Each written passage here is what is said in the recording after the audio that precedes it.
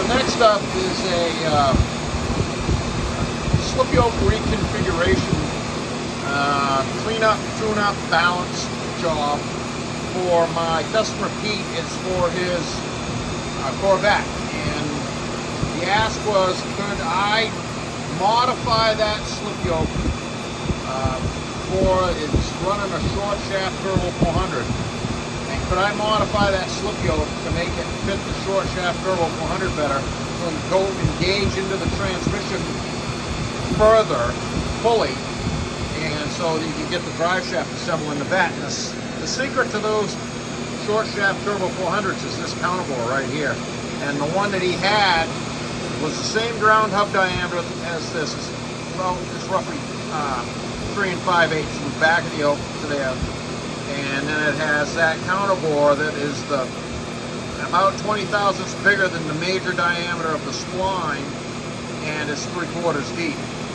And I have a fixture that does that right there, because I encounter this problem quite a bit. And if you watch these videos, you see me show that in the picture. I talk about that fixture, frequently. And that's what I use to modify.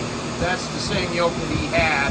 So now that will fully go in. He said he needed to gain about 5/8 to get further in.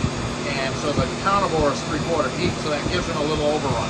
So that's what that is. And that dimension has seemed to work across the spectrum of a lot of these turbo 400s. I run into this frequently, and that's why I have the fixture, so I can do it in-house, not bumble around with these friggin' things. He got this yoke, and it was counterbored like 1/8 of an inch. It's not adequate for his needs. So, and there's all this stuff out there. It's just better to take care of it and do it right. That's why I do it that way. So it's 1310 both ends. No, I'm sorry, 1330 Corvette. And so it had U-joints in it. Yeah, you can see this is the OEU joint. This is a OEU joint that was with that was in that Corvette since it was new. You can see, even though it felt good, it has it started to Brunel. You can see those lines in there, and that's back to the same old thing. U-joints felt good, yeah, but they're starting to get flat spots in them, and what's going to happen continually is that's just going to get worse and worse. So that's why I always look at this stuff. But I will say this U-joint is the beginning of the snap type design, which is probably the grandsons of this is what's in there now, and those U-joints are superior to anything else on the road, bar none.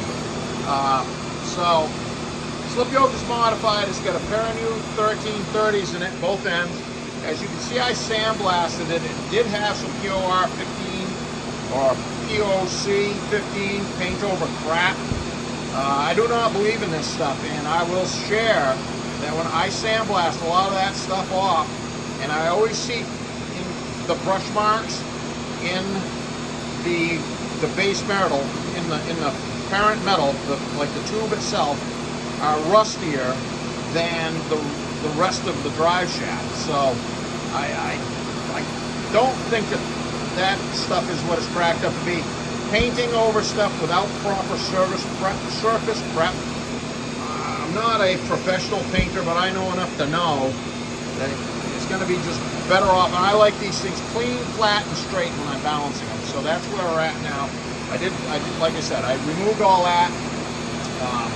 Runs beautiful. I did index this around because this is a removable yoke, and that's what I said to Pete. I will match this up so that when it goes back in the car, it's in its best position, and that's where it is now.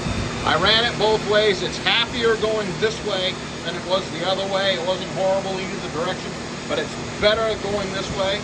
So that's where it is, and I'm going to index that. There's going to be a zip wheel mark on the yoke and on the weld. The zip wheel mark will be the tell forever. There will be a sticker, and I'll probably highlight the zip wheel mark with a Sharpie, like a paint stick. So it's like a no-brainer. It goes this way, and that's the way it's balanced. That's the way it wants to stay. So that's turning close to 3,000 RPM. Dead flat 0 at the rear axle and 0 at the transmission. So basically, created a max set. It wants to go together back this way. I know I've already said that, but I'm just highlighting that. And it'll be a happy camper. So we're going to get some paint on this.